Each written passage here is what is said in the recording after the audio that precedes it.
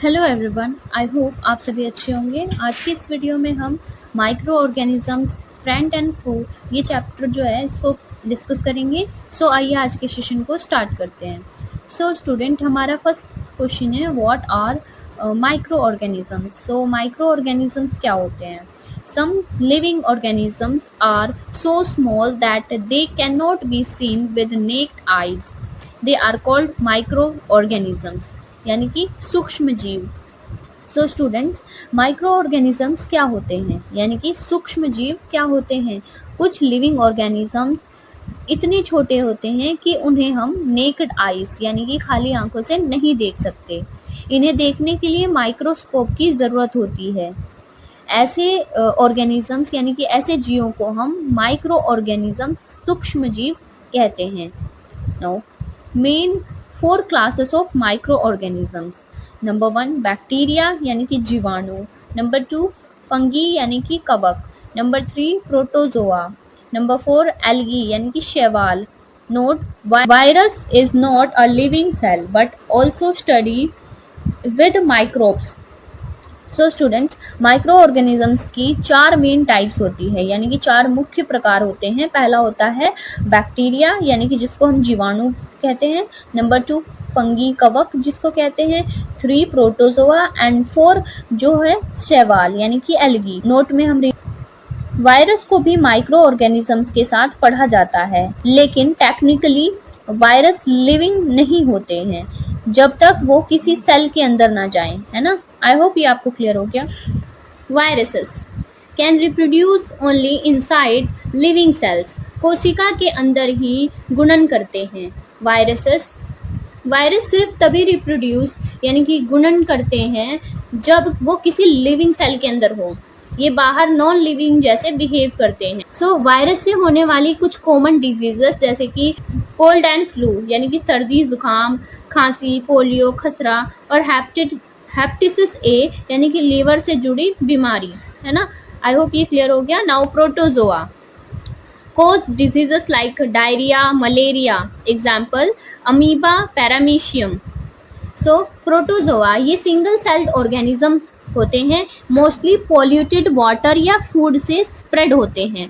Disease caused by protozoa, है ना। Protozoa से क्या क्या बीमारियां होती है, जैसे कि डायरिया यानी कि दस्त, malaria caused by Plasmodium. Malaria किससे होता है? प्लाज्मोडियम से होता है। एग्जाम्पल हमने यहाँ पे पढ़ा अमीबा और पैरामीशियम। नाउ बैक्टीरिया यानी कि जीवाणु cause diseases like tuberculosis, TB और हैजा। सो बैक्टीरिया हर जगह होते हैं, वाटर में, soil, air and inside our body. कुछ बैक्टीरिया यूजफुल होते हैं और कुछ हार्मफुल बैक्टीरिया से होने वाली डिजीज क्या होती हैं? ट्यूबरकुलोसिस यानी कि टीबी और हैजा, है ना। नाउ यूजफुल बैक्टीरिया के एग्जाम्पल क्या होते हैं? जैसे कि लैक्टोबैसिलस यानी कि दूध को दही में बदलने वाला, है ना। नाउ एल्गी शैवाल, एग्जाम्पल स्पायरोगायरा एंड कई माइडोमोनास।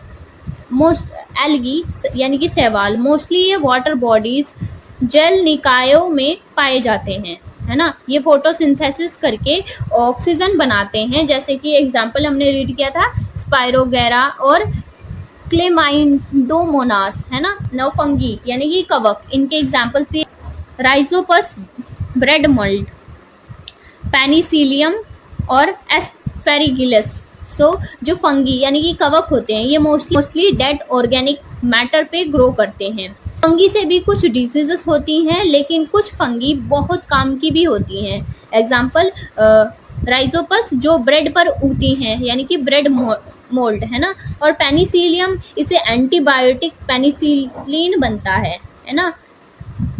एस्परगिलिस एक और प्रकार की फंगस होती है ये।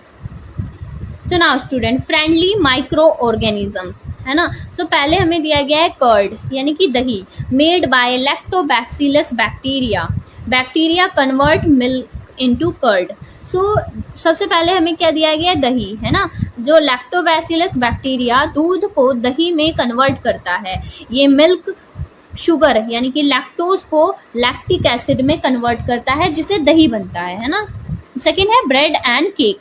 made using yeast, a fungus. Yeast produces CO2 gas, makes bread soft and spongy. So हमें दूसरा क्या दिया गया है student, bread and cake. Bread और केक बनाने में ईस्ट एक फंगस यूज होती है ना. क्या यूज होती है, ईस्ट, है ना. ईस्ट शुगर को ब्रेक डाउन करके CO2 गैस छोड़ता है जिससे ब्रेड सॉफ्ट और स्पॉन्जी बन जाता है. थर्ड हमें दिया गया है alcohol production. Yeast is used in fermentation of sugar to alcohol, process discovered by Louis Pasteur in 1857. So गया है अल्कोहल प्रोडक्शन यानी कि शराब का निर्माण, है ना. ईस्ट शुगर को फर्मेंटेशन करता है और उससे अल्कोहल बनती है. ये प्रोसेस लुइस पॉस्चर ने 1857 में डिस्कवर की थी. अब हमें दिया गया है एंटीबायोटिक्स, है ना, प्रतिजैविक. First antibiotic penicillin discovered by Alexander Fleming, made from penicillium fungus. So student अब हमें क्या दिया गया है, एंटीबायोटिक्स, है ना. एंटीबायोटिक्स बैक्टीरिया के ग्रोथ को किल या रोक सकती है ना. पहली एंटीबायोटिक थी पेनिसिलिन जो अलेक्जेंडर फ्लेमिंग ने डिस्कवर की थी. पेनिसिलिन पैलिसीनियम फंगस से बनी थी. अब हमें दिया गया है वैक्सीन्स यानी कि टीके. Small pox vaccines was discovered by Edward Jenner, helps in preventing deadly diseases. So student vaccines यानी कि टीके. वैक्सीन एक तरह का इंजेक्शन होता है जो बॉडी को किसी स्पेसिफिक डिसीज से लड़ने के लिए तैयार करता है. एडवर्ड जेनर ने स्मॉल पॉक्स वैक्सीन्स डेवलप किया था. सो अब हमें दिया गया है bacteria and diseases.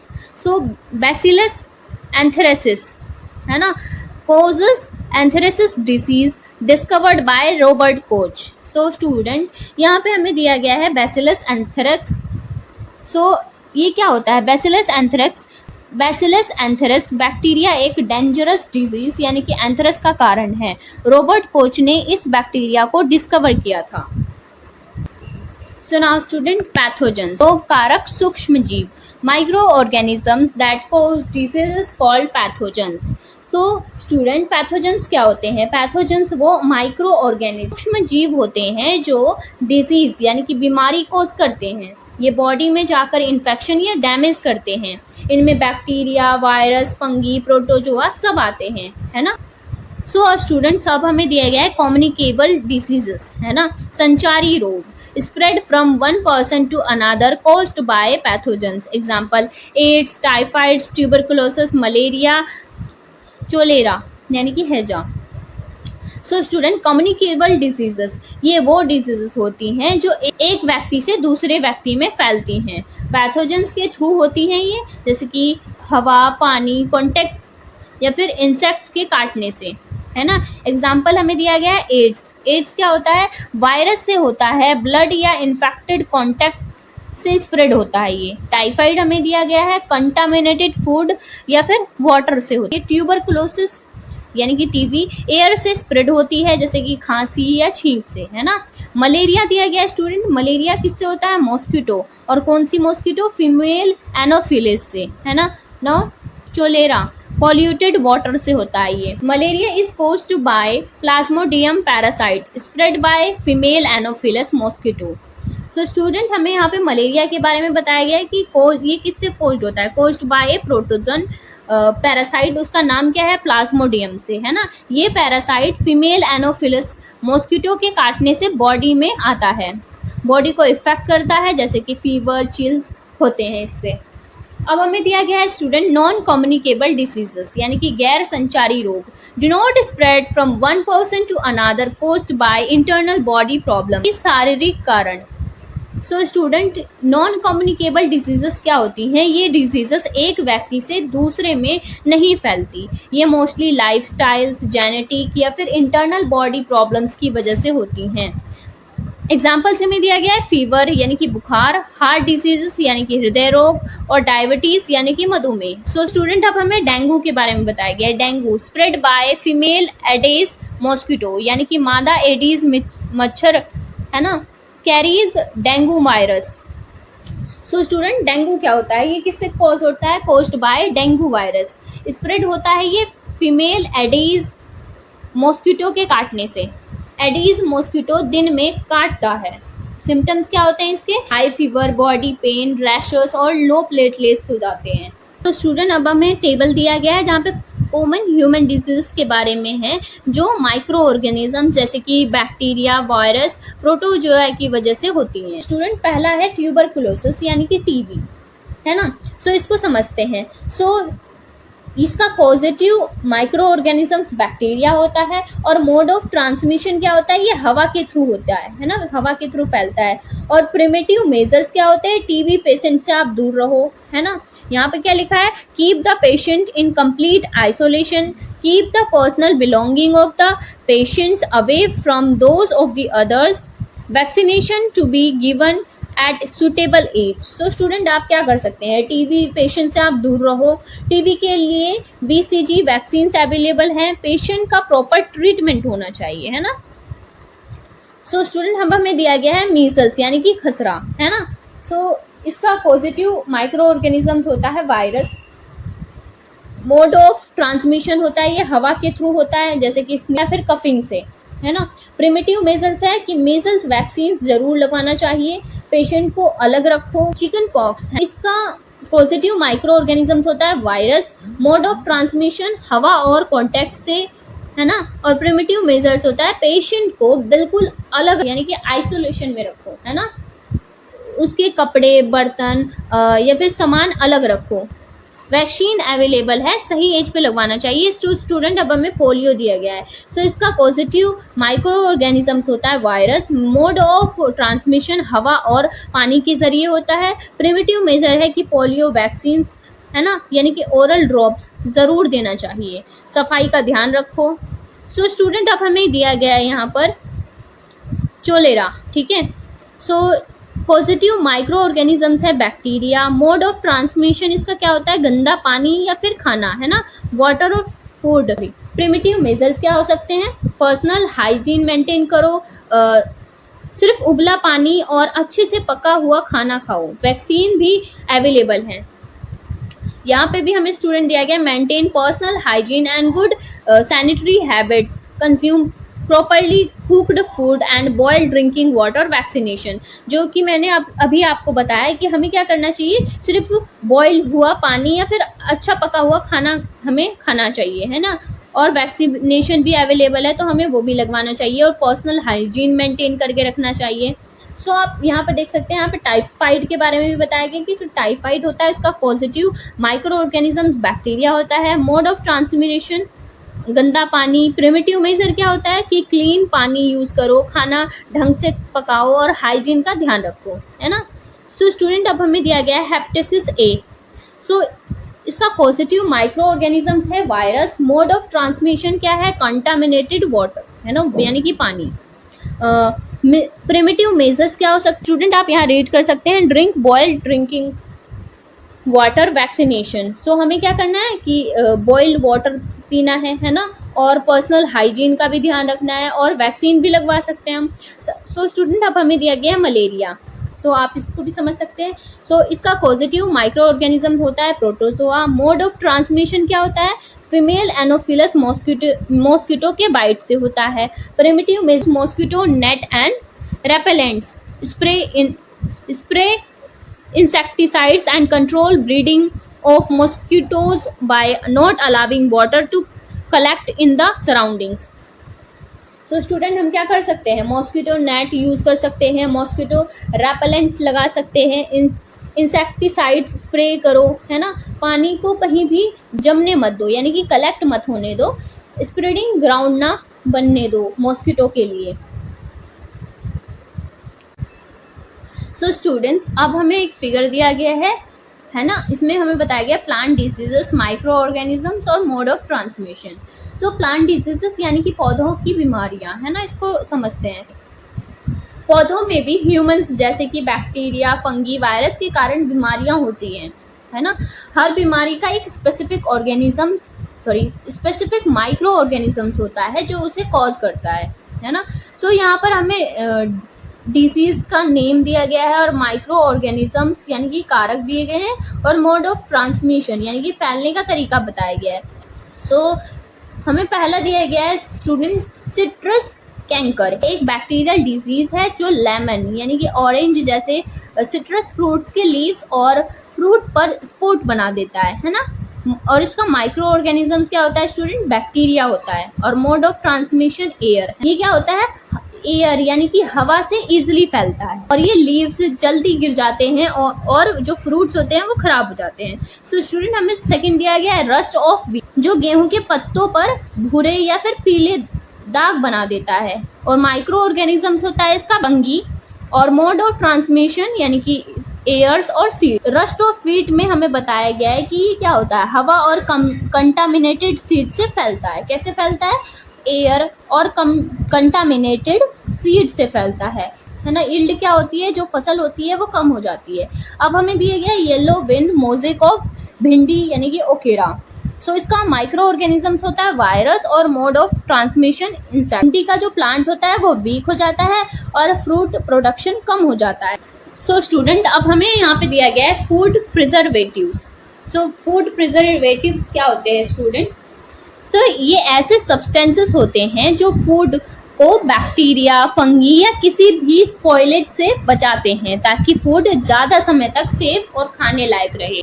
So student हमें यहाँ पर इम्पोर्टेंट प्रिजर्वेटिव्स दिए गए हैं। सो जिसमें हमें पहला बताया गया है सोल्ट एंड ऑयल है। स्टूडेंट सोल्ट, हम इसके बारे में समझते हैं। माइक्रो ऑर्गेनिजम्स का मॉइस्चर छीन लेता है, उनकी ग्रोथ रोकता है। पिकल्स और प्रिजर्व्ड वेजिटेबल्स में यूज होता है। ये है शुगर यानी कि चीनी, ये क्या करता है, वाटर ऑब्जर्व कर लेता है जिससे बैक्टीरिया जो होते हैं मर जाते हैं। ये कहाँ पे यूज होता है, जैम्स, जेलीज। सो विनेगर, विनेगर क्या होता है, इसमें एसिडिक एसिड होता है जो फूड को एसिडिक बना देता है। ये बैक्टीरिया की ग्रोथ रोकता है। पिकल्स में यूज होता है। सो स्टूडेंट अब हमें दिया गया है सोडियम बेंजोएट है ना। ये क्या होता है, सॉफ्ट ड्रिंक्स जैसे कि जूसेस में यूज होता है। ये माइक्रोब्स को ग्रो करने नहीं देता यानी कि ग्रो नहीं होने देता है। नाउ स्टूडेंट हमें दिया गया है sodium metabisulphite, dry fruits juices में कलर और फ्रेशनेस बनाए रखता है। ये भी माइक्रोबियल ग्रोथ को रोकने में हेल्प करता है। Note, pasteurization, the milk is heated at 70 degree Celsius for 15 to 30 seconds and then cooled. This process was discovered by Louis Pasteur. So student आप यहाँ पे हिंदी में भी इसको रीड कर सकते हैं। सो पहले समझते हैं पास्चुरेशन क्या होता है ना। पास्चुरेशन एक टेक्निक है जो मेनली मिल्क यानी कि दूध को सेफ और ज़्यादा दिन तक यूजेबल बनाने के लिए यूज होती है। सो इसका प्रोसेस क्या होता है कि दूध को 70 डिग्री सेल्सियस यानी कि 70 डिग्री सेल्सियस तक 15 से लेकर 30 सेकंड के लिए गर्म करते हैं, फिर उसे तुरंत थोड़ा ठंडा कर लेते हैं। इस प्रोसेस से बैक्टीरिया और जर्म्स मर जाते हैं जो मिल्क को ख़राब करते हैं। लुईस पास्चर ने ये टेक्निक डिस्कवर की थी है ना। इसका बेनिफिट क्या होता है मैं आपको बता देती हूँ। दूध ज़्यादा समय तक फ्रेश रहता है, बिना न्यूट्रिशन खोए मिल्क सेफ हो जाता है। सो स्टूडेंट अब हम रीड करेंगे nitrogen fixation. When nitrogen present in air is converted to nitrogen compound. So यहाँ पर नाइट्रोजन है कन्वर्टेड अमोनिया। सो स्टूडेंट इसको समझते हैं नाइट्रोजन फिक्सेशन क्या होता है। एटमॉस्फेयर में बहुत ज़्यादा नाइट्रोजन होता है, लगभग 78% है ना, लेकिन प्लांट इसे सीधे यूज नहीं कर सकते। सो प्लांट को नाइट्रोजन कंपाउंड फॉर्म में चाहिए होते हैं जैसे कि अमोनिया, नाइट्रेट्स या फिर नाइट्राइट। इसलिए नाइट्रोजन गैस को कन्वर्ट करना पड़ता है यूजेबल फॉर्म में। इसी प्रोसेस को नाइट्रोजन फिक्सेशन कहते हैं। Note, nitrobium bacteria are found in the root of legume plants, pulses such as beans, peas etcetera, which stabilize nitrogen present in the soil. So student क्या होता है, rhizobium, ये bacteria leguminous plants जैसे कि same, मटर, राजमा के roots के nodules यानी कि गांठियों में पाए जाते हैं। ये नाइट्रोजन गैस को अमोनिया में बदल देते हैं। प्लांट्स इन अमोनिया का यूज करते हैं प्लांट्स और क्लोरोफिल बनाने के लिए। राइजोबियम और प्लांट के बीच होती है सिम्बायोटिक रिलेशनशिप। सो स्टूडेंट्स, अब हमें नाइट्रोजन साइकिल दिया गया है, सो इसको हम एक शॉर्ट वीडियो में डिस्कस करेंगे, सो आप वहाँ से देख सकते हैं और उस शॉर्ट वीडियो का लिंक आपको डिस्क्रिप्शन में मिलेगा। Thank you everyone.